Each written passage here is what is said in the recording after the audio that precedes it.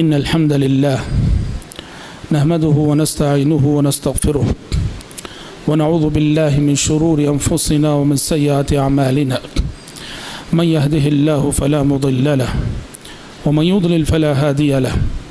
وأشهد أن لا إله إلا الله وحده لا شريك له وأشهد أن محمدا عبده ورسوله يا أيها الذين آمنوا اتقوا الله حق تقاته ولا تموتن إلا وأنتم مسلمون يا أيها الناس اتقوا ربكم الذي خلقكم من نفس واحدة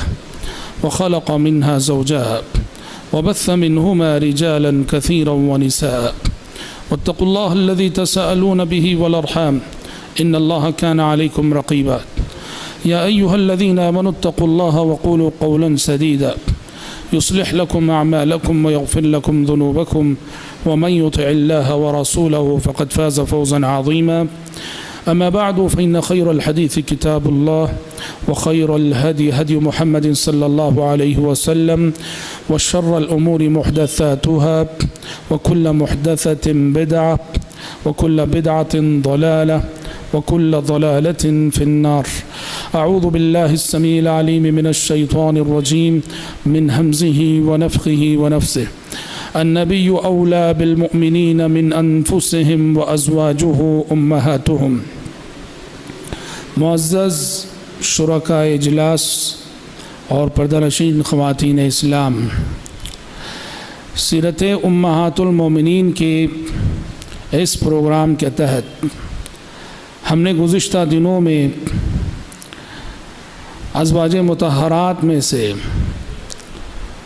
کئی ایک کی سوانح حیات اور کئی ایک کے حالات زندگی سماعت کیے ہیں، اور آج میں آپ کی خدمت میں ایک اور ام المومنین حضرت ام سلمہ رضی اللہ تعالی عنہا کے حالات زندگی لے کر آپ کی خدمت میں حاضر ہوا ہوں۔ ام سلمہ رضی اللہ عنہا جو اپنی کنیت سے مشہور ہو گئیں، نام ان کا ہند تھا، ہند بنت ابی امیہ، لیکن کنیت اپنے بیٹے سلمہ کے حوالے سے ام سلمہ کہلائیں، اور اسی کنیت سے وہ جانی گئیں، پہچانی گئیں۔ ام سلمہ رضی اللہ عنہا بیک وقت عظیم صحابہ کے رشتہ دار، اور رشتے کے اعتبار سے دیکھا جائے تو بعض دشمنان رسول سے بھی ان کا رشتہ جڑتا ہے، چنانچہ وہ بیک وقت اللہ کی تلوار جنہیں کہا گیا خالد بن ولید رضی اللہ عنہ، ان کی چچا زاد بہن لگتی ہیں، اور وہیں ابو جہل بن ہشام کی بھی چچا زاد بہن لگتی ہیں، اور مشہور صحابی عمار بن یاسر رضی اللہ عنہ، عمار بن یاسر رضی اللہ عنہ کی رضائی یعنی دودھ شریک بہن لگتی ہیں۔ اور ام سلمہ رضی اللہ عنہا کی ایک خصوصیت یہ بھی ہے کہ امہات المومنین میں سب سے زیادہ عمر پانے والی، سب سے طویل عمر پانے والی اور سب سے آخری میں وفات پانے والی ام المومنین ہیں۔ تقریباً ایک روایت کے مطابق ام سلمہ رضی اللہ عنہا نے 90 برس عمر پائی، 90 سال کی عمر میں انہوں نے وفات پائی۔ ان کے پہلے شوہر تھے ابو سلمہ بن عبد الاسد، اور یہ ابو سلمہ یہ پیارے نبی کے دودھ شریک بھائی تھے،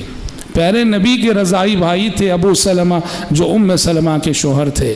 اس لیے کہ بچپن میں سویبہ جو کہ ابو لہب کی لونڈی تھی، سویبہ نے پیارے نبی کو بھی دودھ پلایا تھا اور ابو سلمہ بن عبد الاسد کو بھی دودھ پلایا تھا، اور یہی ابو سلمہ جو ہے ام سلمہ کے شوہر تھے۔ ابو سلمہ رضی اللہ عنہ پیارے نبی سے بڑی قربت رکھتے تھے، بڑی نسبت رکھتے تھے۔ یہی وجہ ہے کہ جب اسلام کا آغاز ہوا تو یہ دونوں میاں بیوی سابقین اولین میں ان کا شمار ہوا کہ وہ نفوس قدسیہ جنہوں نے پیارے نبی کی آواز پہ سب سے پہلے لبیک کی کہا، اور مکی زندگی میں سب سے پہلے اسلام کے لیے جن لوگوں نے قربانیاں دی، ان میں اس جوڑے کا شمار ہوتا ہے ام سلمہ اور ابو سلمہ رضی اللہ عنہما کا۔ اور جیسے کہ آپ جانتے ہیں کہ مکے میں جو لوگ مسلمان ہوئے تھے ابتدائی زندگی میں، انہیں جن آزمائشوں سے گزرنا پڑا ان میں سے ایک آزمائش ہجرت کی بھی تھی۔ بہت سو کو مکہ چھوڑ کر حبشہ جانا پڑا، تو چنانچہ یہ جوڑا بھی ابو سلمہ اور ام سلمہ رضی اللہ عنہما، ان دونوں کے جوڑے نے بھی مکہ سے مدینہ ہجرت کی۔ اور یہ نہ سمجھو کہ ہجرت کوئی معمولی قربانی ہے، ہجرت بہت بڑی قربانی ہے، بہت بڑی قربانی، ایک ایسی قربانی جس کے اندر دسیوں قربانیاں ہیں۔ انسان کو اچانک اپنا وطن چھوڑنا پڑے، اپنا گاؤں چھوڑنا پڑے، اپنا محلہ چھوڑنا پڑے، اپنا گھر بار چھوڑنا پڑے، اپنے رشتہ دار چھوڑنے پڑے، اپنا کاروبار چھوڑنا پڑے، اور ایک اجنبی مقام پہ جہاں کوئی جاننے والا نہیں، پہچاننے والا نہیں، جہاں ہمارے پاس کوئی دولت نہیں، کوئی سرمایہ نہیں، وہاں جا کے پناہ لینا، سوچو کہ کیسی دشواریاں، کیسے چیلنجز، کیسے مشکلات۔ اور یہ آزمائش اس وقت بڑی ہو جاتی ہے جب اس آزمائش میں ہم تنہا نہیں، ہمارے ساتھ ہماری بیوی بھی ہے، ہمارے ساتھ ہمارے بچے بھی ہیں، واللہ آپ اندازہ نہیں کر سکتے۔ اسی لیے ہجرت کی کا اجر و ثواب کیا بتایا گیا؟ کہا کہ الہجرت تہدم ما کان قبلها، جس طرح ایک کافر مسلمان ہو کلمہ پڑھے تو کلمہ پڑھنے سے گزری ہوئی زندگی کے سارے گناہ معاف ہیں، ویسے ہی ایک مہاجر جب اللہ کے راستے میں ہجرت کرتا ہے تو گزری ہوئی زندگی کے سارے گناہ اس کے معاف ہوتے ہیں، اثر نو اس کے نامہ اعمال کا سلسلہ شروع ہوتا ہے۔ اس آزمائش سے گزرنا پڑا ام سلمہ کو اپنے شوہر ابو سلمہ کے ساتھ، اور حبشہ جانے کے بعد ہی اللہ تبارک و تعالیٰ نے انہیں اولاد سے نوازا۔ ابو سلمہ اور ام سلمہ دونوں کی کنیت اسی اولاد سے ہے، یعنی حضرت سلمہ رضی اللہ عنہ کی ولادت حبشہ میں ہوئی، اسی لیے ابو سلمہ کہلائے اور ام سلمہ کہلائے۔ اور آپ کو معلوم ہے کہ جن لوگوں نے حبشہ میں ہجرت کی تھی، مکے میں بعد میں حالات کچھ معمول پر آئے تو واپس مکہ آ گئے تھے، تو واپس مکہ آئے حضرت ام سلمہ اور ابو سلمہ، اور جب مکے سے پھر سے مدینے کی طرف ہجرت ہوئی تو اور سارے صحابہ کے ساتھ اس جوڑے نے بھی ہجرت کی، اور یہ ہجرت اللہ اکبر بڑے امتحان سے گزرے، امتحان در امتحان، ابتلا در ابتلا، آزمائش در آزمائش، ہجرت خود ایک آزمائش، اور اس آزمائش میں اس جوڑے کو کتنی آزمائشیں آئیں، اور سارے لوگ نکلے اور آسانی سے مدینہ پہنچ گئے، لیکن اس جوڑے نے جو ہجرت کی ام سلمہ نے اور ابو سلمہ نے، جب ابو سلمہ اپنی بیوی ام سلمہ کو لے کر، اپنے بیٹے سلمہ کو لے کے جب ہجرت کر رہے تھے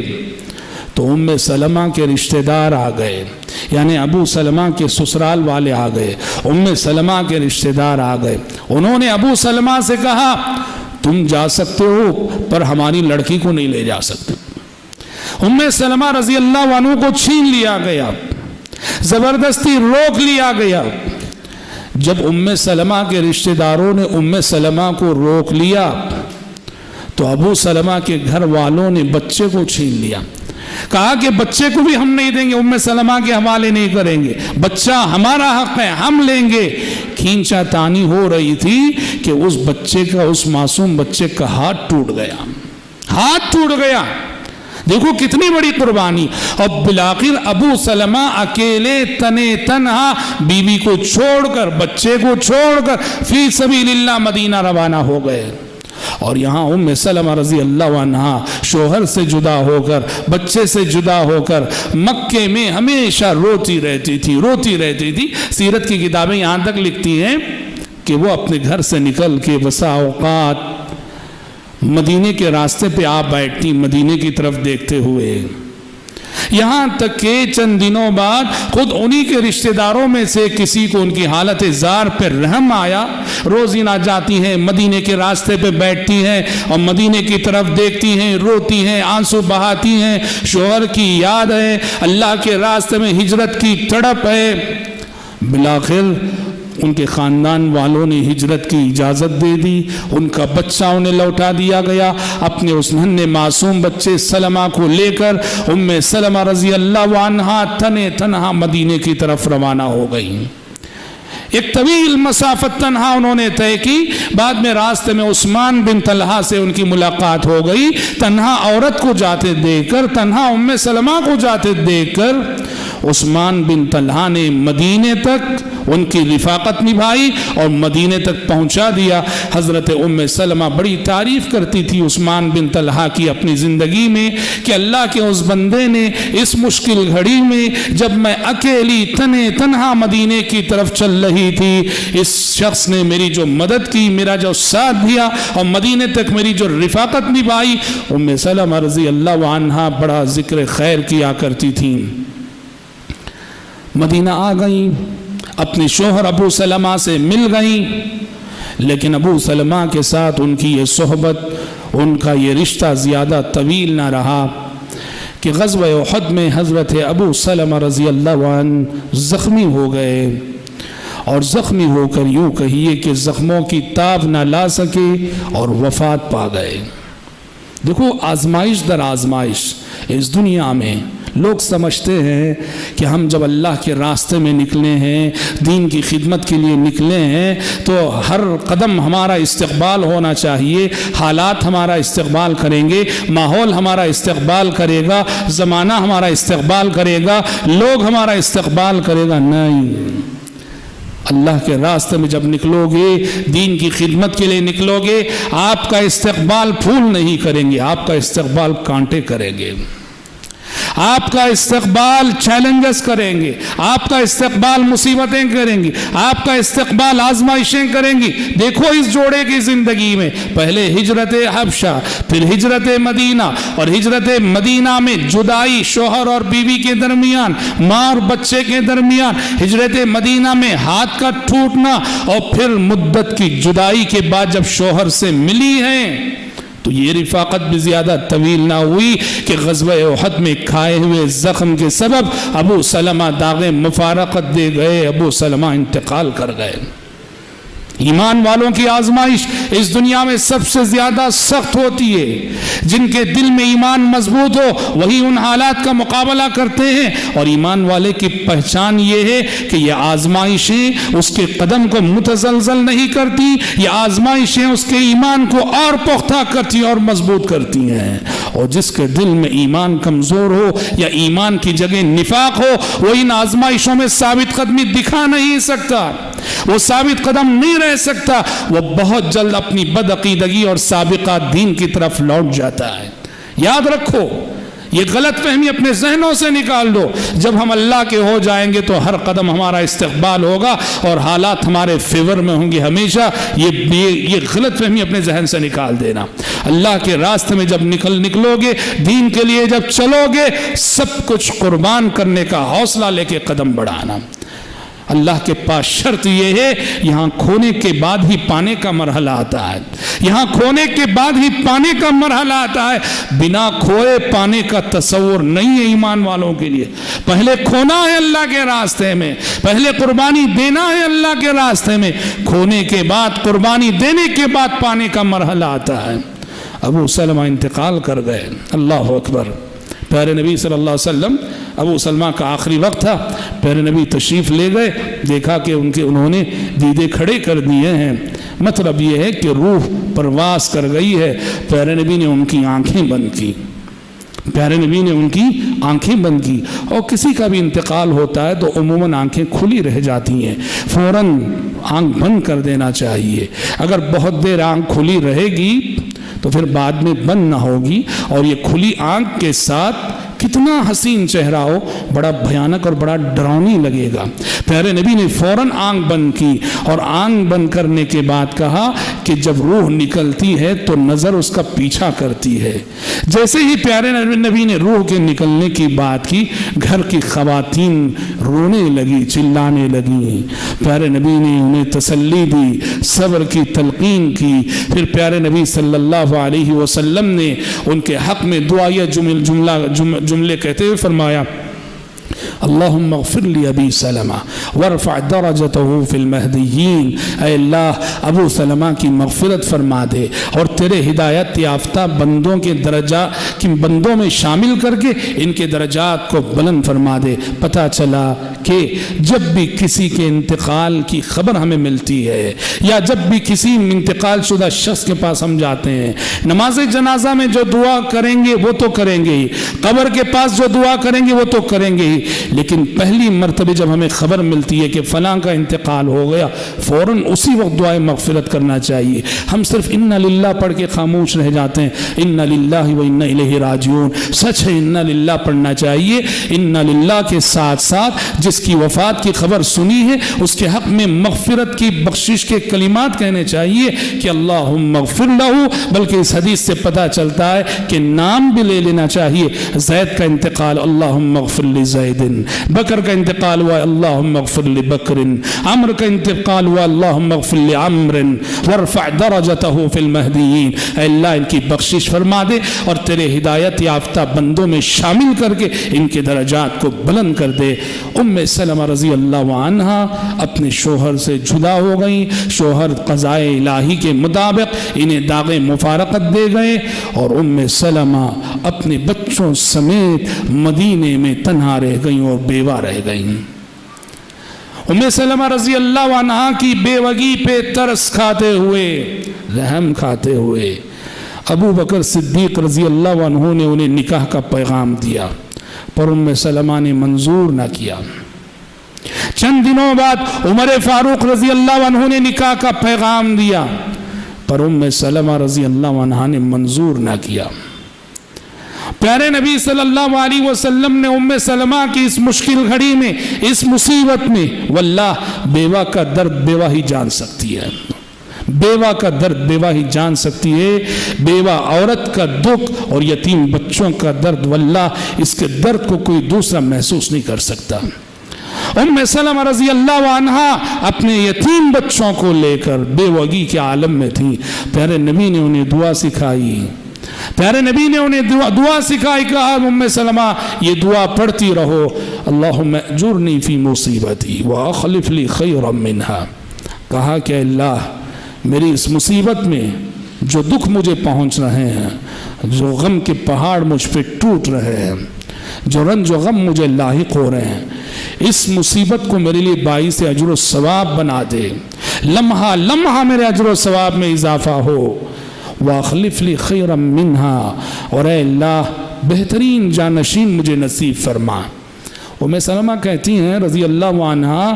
پیارے نبی کے حکم کی تعمیل کرتے ہوئے یہ دعا میں پڑھتی تو تھی، لیکن جب بھی میں یہ جملہ پڑھتی کہ واخلف لی خیرا منہا،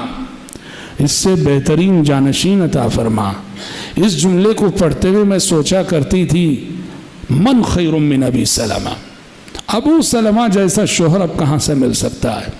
ابو سلمہ سے بہترین جانشین کون ہوگا، کہاں سے ملے گا، ہمیشہ سوچا کرتی تھی، لیکن حکم تھا پیارے نبی کا، پڑھا کرتی تھی یہ دعا۔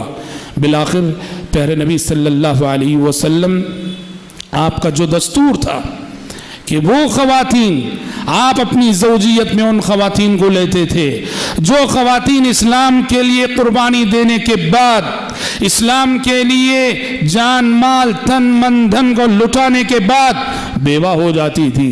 ان خواتین کو پیارے نبی اپنی زوجیت میں لیتے تھے تاکہ یہ خواتین جنہوں نے اسلام کی تاریخ کے ابتدا میں جب شجر اسلام کو پانی کی ضرورت تھی، اپنے خون سے انہوں نے شجر اسلام کی آبیاری کی ہے، یہ خواتین حق رکھتی ہیں کہ قیامت تک آنے والے مسلمانوں کی مائیں کہلائے۔ آپ ایسی خواتین کو اپنی زوجیت میں لیتے تھے۔ چنانچہ ام سلمہ کی ان قربانیوں کو دیکھ کر پیارے نبی صلی اللہ علیہ وسلم نے ام سلمہ رضی اللہ عنہا کو بھی پیغام دیا اور انہیں اپنے نکاح میں لینے کی آمادگی ظاہر کی۔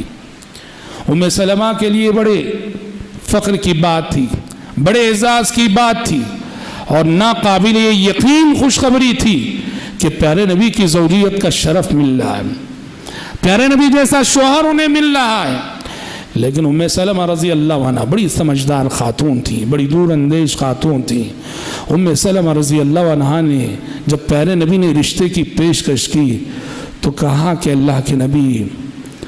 رشتہ قبول کرنے میں تو کوئی تأمل نہیں، مگر دو مسئلے ہیں۔ پہلا مسئلہ یہ ہے کہ میرے اندر جذبہ غیرت بہت پایا جاتا ہے، میں بہت باغیرت خاتون ہوں، اور آپ کی اور بیویاں بھی ہیں، اور سوکن جب ہوتی ہے عورت کی تو اس سوکن پن کے رشتے میں آ کر وہ بسا اوقات شوہر کے ساتھ گستاخی کر بیٹھتی ہے۔ ام سلمہ کو یہ خوف لاحق ہوا کہ اگر میں نبی کریم صلی اللہ علیہ وسلم کی زوجیت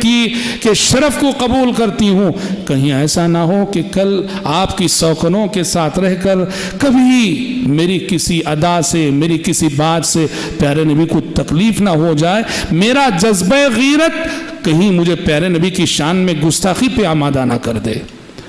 کہا کہ اللہ کے نبی، ایک تو میں اپنے جذبہ غیرت سے ڈرتی ہوں، اور ہم نے جذبہ غیرت کے سلسلے میں بتایا فی نفسی ہی اچھا جذبہ ہے یہ، لیکن ایک حد میں رہنا چاہیے، حد سے اگر بڑھ جاتا ہے تو یہ بڑے مسائل پیدا کرتا ہے۔ دوسرا مسئلہ انہوں نے کہا کہ اللہ کے نبی، میرے چھوٹے چھوٹے بچے ہیں، ان بچوں کا کیا ہوگا؟ پیارے نبی صلی اللہ علیہ وسلم نے دونوں مسائل کا حل پیش کیا۔ پیارے نبی نے کہا، رہا تمہارا جذبہ غیرت، میں اللہ سے دعا کروں گا، اللہ تبارک و تعالیٰ تمہارے جذبہ غیرت کو حد اعتدال میں رکھے گا۔ اور واقعتاً آپ دیکھیں گے رشتہ زوجیت میں آنے کے بعد کبھی نہیں دیکھیں گے کہ ام سلمہ رضی اللہ عنہ کا جذبہ غیرت بھڑکا ہو، جبکہ وہ بڑی باغیرت خاتون تھی۔ انہیں احساس تھا اپنی اس کمزوری کا کہ جب میرا جذبہ غیرت بھڑکتا ہے تو میں ان کنٹرول ہو جاتی ہوں، اسی لیے پیارے نبی سے انہوں نے کہا تھا۔ لیکن پیارے نبی کی دعا، پیارے نبی نے دعا کر دی تھی ان کے جذبہ غیرت کو حد اعتدال میں رہنے کے سلسلے میں۔ پوری زندگی میں آپ دیکھیں گے کبھی کہیں ام سلمہ سے ایسی کوئی حرکت نہ ہوئی کہ جہاں ان کا جذبہ غیرت پیارے نبی کو کسی بھی قسم کی تکلیف کا سبب بنا ہو۔ پتہ چلا ہمارے مزاج اور طبیعت کی جو کمزوریاں ہوتی ہیں میرے بھائی اور میری بہنوں، دعاؤں سے یہ مسئلہ حل ہو سکتا ہے، دعاؤں کا سہارا لینا چاہیے۔ ہمیں اپنے مزاج اور اپنی طبیعت میں جو شر ہے سب سے پہلے اس کا احساس ہونا چاہیے، اس کا اعتراف ہونا چاہیے، ورنہ کون مانتا ہے؟ ہمیں اپنی خامی اور اپنی کمزوری تو کبھی نظر نہیں آتی، ہمیں تو ہمیشہ دوسروں کی کمزوریاں ہی نظر آتی ہیں۔ ہمیں اگر اپنی خامی اور اپنی کمزوری کا احساس ہو، اعتراف ہو، اور اس اعتراف کے ساتھ رب العالمین سے دعا ہو، رب العالمین ضرور بضرور ہماری مزاج اور طبیعت کی ان کمزوریوں کی اصلاح فرمائے گا۔ پھر آپ صلی اللہ علیہ وسلم نے بچوں کا مسئلہ کہا۔ آپ شادی کرتے ہی تھے، اسی لیے آپ نے کہا میں تمہیں اپناؤں گا تمہارے بچوں کے ساتھ، ایسا نہیں کہ تمہیں اپنا لوں گا تمہارے بچوں کو چھوڑ دوں گا، تمہارے بچے وہ میرے بچے ہیں۔ اور 4 بچے تھے، درہ بیٹی تھی، درہ، عمر، سلمہ اور زینب، 2 لڑکے 2 لڑکیاں۔ پیارے نبی نے انہیں ان کے بچوں سمیت اپنایا، اور اپنا کر یہ پیغام دیا بیوہ عورت کو ایسے ہی تنہائی کی زندگی ایک عذاب ہوتی ہے، اس کے لیے اس کے معصوم بچوں کا سہارا بننا چاہیے، اور اس بیوہ عورت کا سہارا بننا چاہیے زندگی میں۔ پیارے نبی صلی اللہ علیہ وسلم نے اپنے عمل سے وہ سبق دیا۔ حضرات ام المومنین ام سلمہ رضی اللہ عنہا پیارے نبی کی زوجیت میں آنے کے بعد پیارے نبی کی زندگی میں بڑی اہمیت رکھتی تھی۔ آپ صلی اللہ علیہ وسلم کا معمول تھا،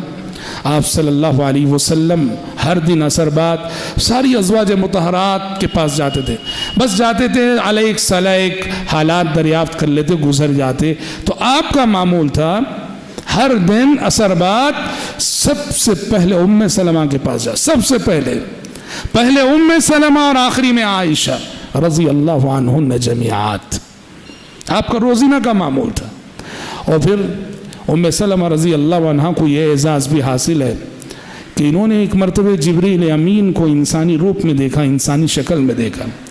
ام سلمہ رضی اللہ عنہ پیارے نبی کے پاس تھیں کہ اچانک دیکھا کہ دحیہ کلبی آئے ہیں، دحیہ کلبی پیارے نبی سے بات کر رہے ہیں، اور بات کر کے چلے گئے دحیہ کلبی، ایک جلیل القدر صحابی تھے دحیہ کلبی۔ فرماتی ام سلمہ رضی اللہ عنہا جب وہ بات کر کے گئے اور پیارے نبی میرے حجرے سے باہر نکلے اور ممبر پہ کھڑے ہوئے اور ممبر پہ کھڑے ہو کے آپ نے لوگوں سے گفتگو کی، تب مجھے پتا چلا وہ دحیہ کلبی نہ تھے، وہ جبریل امین تھے جو دحیہ کلبی کی شکل میں آئے تھے۔ مدنی دور میں یہ صحابی تھے، دحیہ کلبی بڑے حسین و جمیل تھے، اور حضرت جبریل علیہ السلام ان کی شکل میں، ان کے روپ میں آیا کرتے تھے۔ تو ام سلمہ رضی اللہ عنہ کو یہ شرف حاصل ہے کہ انہوں نے جبریل امین کو دحیہ کلبی رضی اللہ عنہ کی شکل میں دیکھا تھا۔ حضرات، ام سلمہ رضی اللہ عنہ اپنی سمجھداری، اپنی دور اندیشی،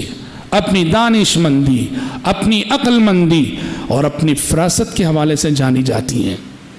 عورت کے سلسلے میں کہا جاتا ہے نا تجربہ کار ہوتی ہے، جذباتی ہوتی ہے، اور یہ کہہ کر لوگ عورت کے درجے کو بہت گھٹاتے بھی نہیں۔ ان عورتوں میں یقیناً بہت ساری اتنی دانش مند، اتنی عقل مند، اتنی دور اندیش اور اتنی صائب رائے رکھنے والی ہوتی ہیں کہ اگر شوہر ان کا مشورہ لے تو اللہ اکبر، اس کی زندگی کی بہت ساری مشکلات اور الجھنیں آسان ہو جائیں۔ غلط ہے جو یہ کہا جاتا ہے کہ عورت کا مشورہ نہیں لینا چاہیے، عورت کے مشورے پہ چلنے والا وہ برباد ہو جائے گا، فنا ہو جائے گا، یہ عورت کی شان میں تنقیص ہے۔ پیارے نبی صلی اللہ علیہ وسلم نے عورت کے اندر پائی جانے والی خوبیوں کی بڑی قدر کی۔ دیکھو مشہور واقعہ ہے، صلح حدیبیہ جیسے نازک موقع پر، صلح حدیبیہ جیسی نازک گھڑی پر آپ صلی اللہ علیہ وسلم نے خواب دیکھا تھا کہ آپ عمرہ کر رہے ہیں۔ نبی کا خواب سچا ہوتا ہے۔ 1400 صحابہ کو لے کر عمرہ کرنے کے لیے گئے، حدیبیہ نامی مقام پہ مشرکین مکہ نے آپ کو روک دیا۔ تفصیلی واقعہ ہے، کہا کہ نہیں کر سکتے عمرہ آپ۔ پہلے تو یہ سمجھے کہ جنگ کے لیے آ رہے ہیں، لڑنے کے لیے آ رہے ہیں۔ پہلے نبی نے مشرکین مکہ کو سمجھایا کہ نہیں، ہم بالکل عمرہ کرنے کے لیے آ رہے ہیں۔ تو دونوں طرف سے سفارت کا سلسلہ چلا اور بالآخر کچھ مفاہمت ہوئی، کمپرومائز ہوا کچھ شرائط پر، اور یہ شرائط کیا تھی کہ اس سال مسلمان واپس جائیں گے، آئندہ سال آ کے عمرہ کرنا، اس سال ہم پرمیشن نہیں دیں گے عمرہ کرنے کا، ہاں آئندہ سال تمہیں اجازت ہے۔ اور اس میں سب سے بڑی بات یہ تھی کہ بعض شرائط ایسی تھیں جو پیارے نبی نے بہت دب کر مانی تھی، اور جس کو صحابہ سمجھ رہے تھے کہ یہ ہماری ہار ہے، ہماری شکست ہے۔ اور ظاہر بات ہے کہ جذبات کا موقع تھا جی، 1400 صحابہ تھے اور سب نے پیارے نبی کے ہاتھ پہ بیعت کی تھی کہ اگر لڑائی کرنا پڑے، جنگ کرنی پڑے، ہم جنگ کریں گے، لڑیں گے۔ ایسے 1400 جان نثار رکھتے ہوئے پیارے نبی نے ایسے دب کر صلح کی۔ جب مشرکین کے سفیر نے یہ کہا کہ ہمارا کوئی آدمی اگر تمہارے پاس مدینے کو آ جائے، تم لوگ اس کو لینا مت، واپس کر دینا، اور تمہارا آدمی کوئی اگر ہمارے پاس مکہ آ جائے، ہم اس کو لے لیں گے، اس کو واپس نہیں کریں گے۔ پیارے نبی نے کہا منظور ہے۔ تفصیلات ہیں، میں زیادہ تفصیل میں نہیں جانا چاہوں گا، میں سیرت کے دروس میں بتا چکا ہوں۔ بہرحال ایک ایسی صلح تھی، ایک ایسا معاہدہ تھا، تھوڑی دیر کے لیے ناقابل فہم، وہ شرائط ہضم نہیں ہو رہی تھی، اور مفاہمت کا، کمپرومائز کا وہ فارمولہ صحابہ سے ہضم نہیں ہو رہا تھا۔ اور اسی موقع پہ حضرت عمر ذرا سخت کلامی بھی کر بیٹھے تھے۔ یہ صورتحال تھی، چونکہ اب واپس جانا تھا، پیارے نبی نے صحابہ سے کہا لوگو جو جانور ساتھ میں لائے ہو ذبح کر دو اور اپنے سر کے بال نکال دو، احرام کھول کے واپس مدینہ چلو۔ آپ حکم دے رہے ہیں اور آپ کے حکم کی تعمیل نہیں ہو رہی ہے۔ کبھی ایسا نہیں ہوا پیارے نبی نے حکم دیا ہو اور آپ کے حکم کی تعمیل نہ ہوئی ہو، کبھی ایسا نہ ہوا۔ لیکن آج یہ ہے کہ پیارے نبی حکم دے رہے ہیں، بار بار فرما رہے ہیں لوگوں اپنے جانور ذبح کرو، سر کے بال نکالو اور احرام کھول کے واپس چلو مدینہ۔ آپ کے بار بار فرمانے کے باوجود صحابہ ٹس سے مس نہیں ہو رہے ہیں، آپ کے حکم کی تعمیل نہیں ہو رہی ہے، کوئی جانور ذبح نہیں ہو رہا ہے، کوئی بال نہیں نکال رہا ہے۔ پیارے نبی بہت پریشان اپنے خیمے میں داخل ہو رہے ہیں، جو ٹینٹ لگایا گیا تھا باہر نکل رہے، داخل ہو رہے ہیں باہر نکل رہے ہیں۔ ام سلمہ نے آپ صلی اللہ علیہ وسلم کی پریشانی دیکھی۔ ام سلمہ رضی اللہ عنہا نے کہا اللہ کے نبی کیا بات ہے، کیوں اس قدر پریشان نظر آ رہے ہیں؟ پیارے نبی نے کہا ام سلمہ دیکھتی نہیں ہو، میں حکم دے رہا ہوں لوگوں کو کہ اپنے جانور ذبح کریں، سر کے بال نکالیں اور واپس مدینہ چلے احرام کھول کے، پر میرے حکم کی تعمیل نہیں ہو رہی، کوئی عمل نہیں کر رہا ہے۔ ام سلمہ رضی اللہ عنہ صورتحال کو خوب سمجھتی تھی۔ بات یہ نہ تھی کہ صحابہ آپ صلی اللہ علیہ وسلم کی نافرمانی کر رہے تھے، نعوذ باللہ، ایسا نہیں، وہ سب بہت ٹینشن میں تھے، وہ سمجھ نہیں پا رہے تھے جس طرح سے صلح ہوئی ہے، جس طرح سے دب کر پیارے نبی نے شرائط مانے ہیں، تو بات ہضم نہیں ہو رہی تھی۔ ابھی وہ اسی سلسلے میں سوچ رہے تھے، حواس باختہ تھے صحابہ۔ ام سلمہ رضی اللہ عنہ نے کہا کہ اللہ کے نبی آپ کو پریشان ہونے کی ضرورت نہیں اور زبان سے کہنے کی بھی ضرورت نہیں، بس جائیے لوگوں کے سامنے، بس آپ اپنے سر کے بال منڈوائیے، بس جائیے اور لوگوں کے سامنے، ان کی نظروں کے سامنے اپنے سر کے بال منڈوائیے، پھر دیکھیے۔ پیارے نبی نے ان کے مشورے کو قبول کیا، باہر تشریف لے گئے، حجام کو بلایا اور اپنے سر کے بال نکالے۔ پیارے نبی صلی اللہ علیہ وسلم کو بال نکالتے کیا دیکھا صحابہ نے؟ سب ٹوٹ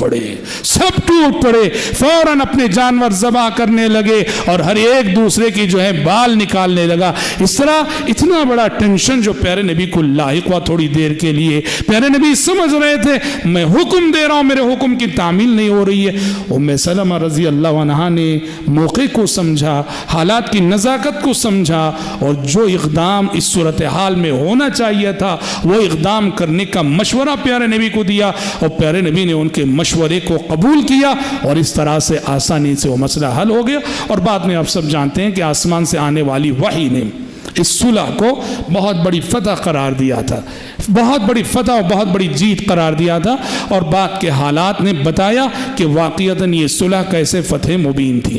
حضرات، ام سلمہ رضی اللہ عنہا کی فضیلت کا ایک پہلو یہ بھی تھا، ان کی منقبت کا ایک پہلو یہ بھی تھا کہ پیارے نبی سے کبھی کبھار یہ سوالات کرتی، ان کے سوال کو رب العالمین اتنی اہمیت دیتا کہ ان کے سوال کے جواب میں آسمان سے وحی نازل ہو جاتی۔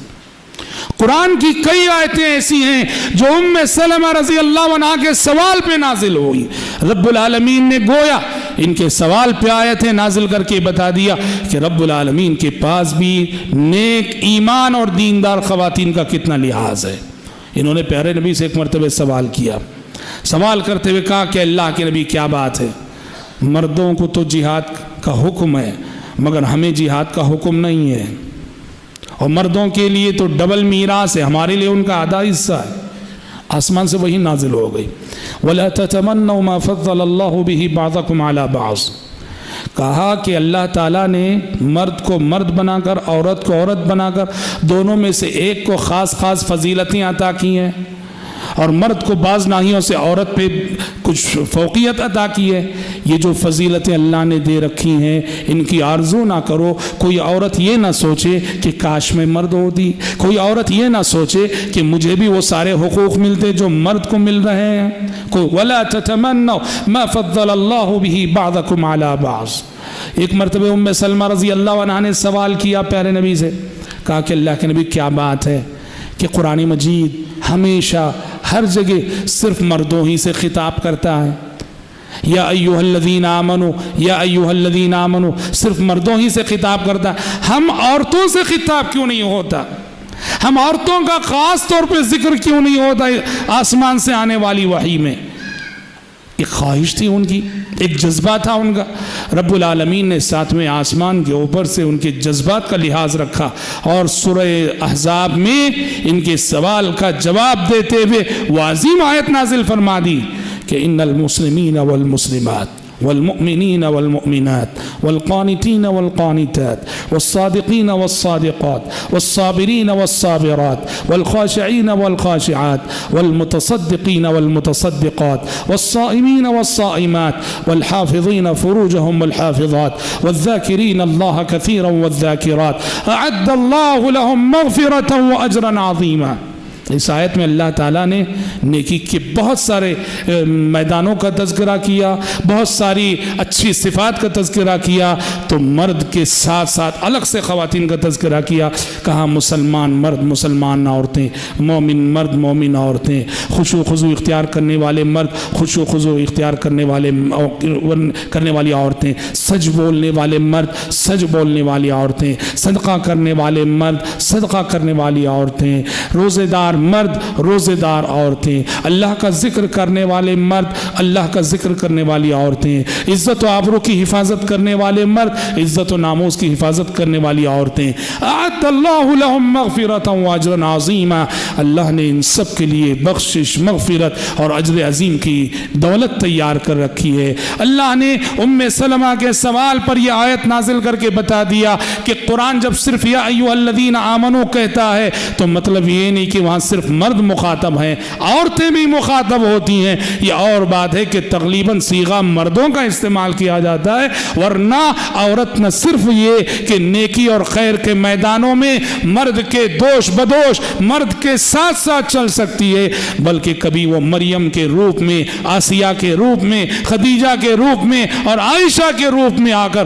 وہ قیامت تک آنے والے مردوں کے لیے نمونہ، آئیڈیل اور اسوہ بھی بن سکتی ہے۔ یہ پیغام اللہ تعالیٰ نے سورۃ الاحزاب کی اس آیت کو نازل کر کے دیا، جو آیت کے ام سلمہ رضی اللہ عنہا کے سوال پہ نازل ہوئی تھی۔ ایک اور موقع پہ ام سلمہ رضی اللہ عنہا نے کہا، اللہ کے نبی، ہجرت میں ہم خواتین نے بھی ہجرت کی ہے، خواتین کی ہجرت کا تذکرہ قرآن میں کیوں نہیں ہوتا؟ رب العالمین نے آسمان سے وہ آیت نازل فرمائی جو سورہ آل عمران کے آخری رکوع میں ہے، فاستجاب لهم ربهم أني لا أضيع عمل عامل منكم من ذكر أو أنثى بعضكم من بعض فالذين هاجروا وأخرجوا من ديارهم وأوذوا في سبيلي وقاتلوا وقتلوا لأكفرن عنهم سيئاتهم۔ اللہ تعالیٰ نے اس آیت میں اس کی راہ میں ہجرت کرنے والے مرد اور اس کی راہ میں ہجرت کرنے والی عورتوں کی فضیلت بتائی ہے۔ اس طرح ام سلمہ رضی اللہ عنہا کی فضیلت اور منقبت کا ایک پہلو یہ ہے، ان کے سوال پر آسمان سے وحی آتی تھی کئی بار۔ حضرات، پیارے نبی صلی اللہ علیہ وسلم کی وفات کے بعد اور عہد خلافت راشدہ کے آخری ایام میں حضرت عثمان رضی اللہ عنہ کی شہادت کے بعد جو اختلافات مسلمانوں میں رونما ہوئے اور جو انتشار مسلمانوں میں ہوا، ام سلمہ رضی اللہ عنہا ام المومنین ہونے کی حیثیت سے انہوں نے انتشار اور اختلاف کے ماحول میں امت کو سنبھالنے کی بڑی کوشش کی، امت کو سنبھالنے کی بڑی کوشش کی، اپنے مشوروں سے، اپنے علم سے، اپنی صاحب رائے سے انہوں نے امت کو متحد کرنے کی بڑی کوشش کی۔ ماں عائشہ صدیقہ رضی اللہ عنہا جب جمل کے لیے نکل رہی تھی، ام سلمہ رضی اللہ عنہا نے سمجھانے کی کوشش کی، مشورہ دیا کہ مائی مت جاؤ، میرا مشورہ ہے کہ نہ جائیں تو اچھا ہے۔ امیر معاویہ رضی اللہ عنہ جب خلیفہ بنے، بعض لوگوں نے کہا کہ ہم ان کے ہاتھ پہ بیعت نہیں کریں گے، ام سلمہ رضی اللہ عنہ نے ان لوگوں کو بلا کے سمجھایا، کہا کہ بیعت کرو، پیارے نبی صلی اللہ علیہ وسلم کی تعلیمات یہی ہیں، بغاوت کو رجحان نہیں رکھنا چاہیے۔ چنانچہ ان کے مشورے پر کئی لوگ جو امیر معاویہ رضی اللہ عنہ کے ہاتھ پہ بیعت کرنے سے گریز کر رہے تھے، انہوں نے بیعت کی۔ اور جب ام سلمہ رضی اللہ عنہ کو حضرت حسین ابن علی رضی اللہ عنہ کی شہادت کی خبر ملی، حضرت حسین جو شہید ہوئے، اتنا دکھ ہوا، حضرت ام سلمہ کو اتنی غمزدہ ہوئی، بعض روایتوں سے پتہ چلتا ہے کہ ام سلمہ رضی اللہ عنہا بے ہوش ہو گئیں، بے ہوش ہو گئیں حضرت حسین رضی اللہ عنہ کی شہادت کی خبر سن کر رضی اللہ عنہ۔ بہرحال وہ کوشش کرتی تھیں حالات کو سنبھالنے کی، اور انتشار اور بکھراؤ جو مسلمانوں کی صفوں میں آ رہا تھا اسے پھر سے جو ہے امت مسلمہ کو منظم کرنے کی۔ حضرات، جہاں ام سلمہ رضی اللہ عنہا نے اپنی دور اندیشی، اپنی عقل مندی اور فراست سے دین کی خدمت کی، وہیں وفات نبوی کے بعد روایت حدیث کے ذریعے سے بھی انہوں نے دین کی خدمت کی۔ جیسا کہ ہم نے بتایا، امہات المومنین کو اللہ کی جانب سے حکم تھا، تمہاری ذمہ داری ہے کہ پیغمبر کی گھریلو زندگی اور پیغمبر کی جو تعلیمات ہیں، تمہارے گھر میں نبی کریم صلی اللہ علیہ وسلم کے جو ارشادات اور ملفوظات ہیں اور آسمان سے جو وحی آیا کرتی ہے، اس کو امت تک پہنچانا یہ تمہاری ذمہ داری ہے۔ ام سلمہ رضی اللہ عنہا نے بھی اس ذمہ داری کو خوب نبھایا، چنانچہ ان سے کتب احادیث میں 400 کے قریب حدیثیں مروی ہیں، 370 پر 8 حدیثیں حضرت ام سلمہ رضی اللہ عنہا نے روایت کی ہیں، جن میں عظیم عظیم حدیثیں ہیں۔ حبشہ کی جو تفصیلات ہیں کہ حبشہ میں حضرت جعفر نے جو تقریر کی شاہ حبش نجاشی کے دربار میں، یہ ساری تفصیلات روایت کرنے والی حضرت ام سلمہ رضی اللہ عنہا ہے۔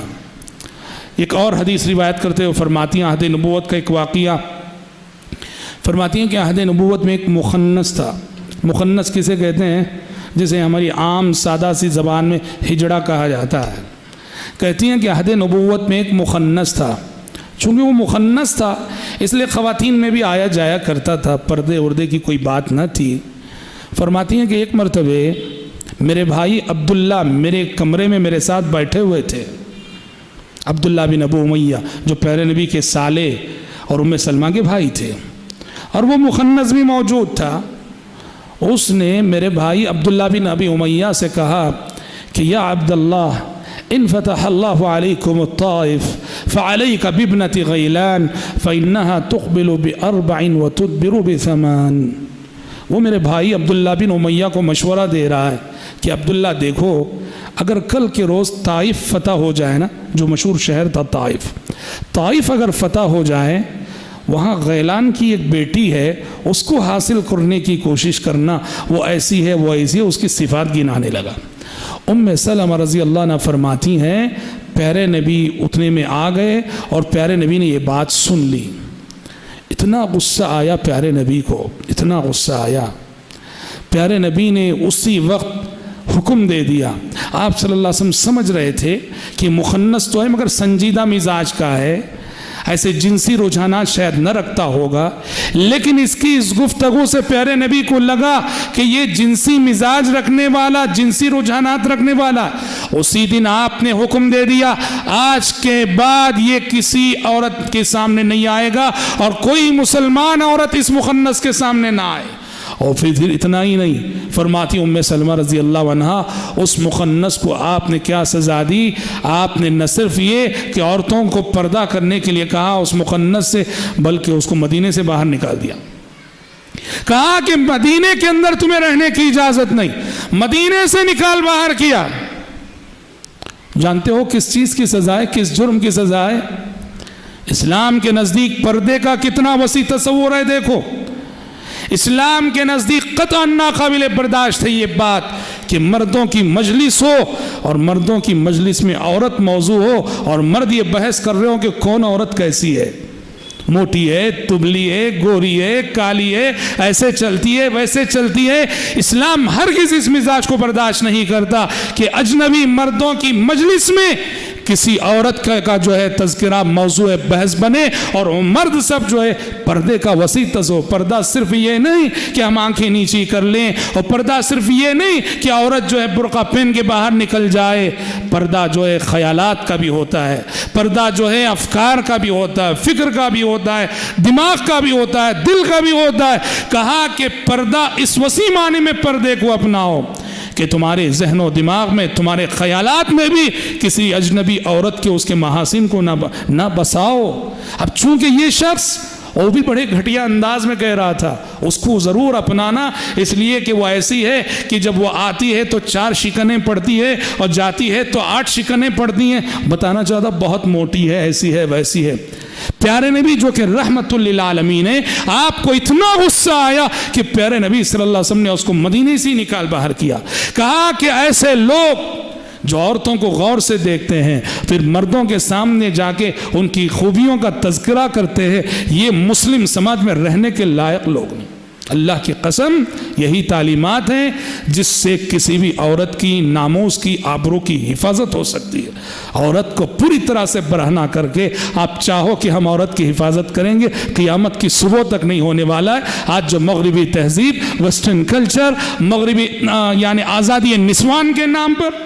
عورتوں کی آزادی کے نام پر جو کچھ کر رہا ہے، عورت کو نعوذ باللہ برہنہ کر کے رکھ دیا اور چاہتا ہے کہ عورت کی حفاظت کرے۔ یاد رکھو قیامت کی صبح تک یہ حفاظت نہیں ہوگی، اور دلی میں گینگ ریپ کے جیسے حادثات ہو رہے ہیں، ہمارے شہر بنگلور میں بھی ہوئے، یہ قیامت کی صبح تک ہوتے رہیں گے۔ میڈیا والے چلاتے ہی رہ جائیں گے، دنیا چیختی رہ جائے گی، جب تک اسلام کا یہ تصور جو پردے کا اسلام نے دیا ہے یہ لاگو نہ ہوگا سماج میں، عورت کی حفاظت نہیں ہو سکتی، اس کی آبرو کی، اس کی ناموس کی، اس کی جوانی کی حفاظت نہیں ہو سکتی۔ تو ام سلمہ رضی اللہ عنہا نے اس طرح کی بڑی عظیم حدیثیں نبی کریم صلی اللہ علیہ وسلم سے روایت کی، جیسا کہ ہم نے کہا 370 پر 8 حدیثیں کل تعداد ہے ام سلمہ رضی اللہ عنہ کی روایت کردہ احادیث کی۔ بہرحال ایک مثالی زندگی گزارنے کے بعد مشہور قول کے مطابق 61 ہجری میں ماہ ذی القعدہ میں ام سلمہ رضی اللہ عنہ اس دار فانی سے کوچ کر گئیں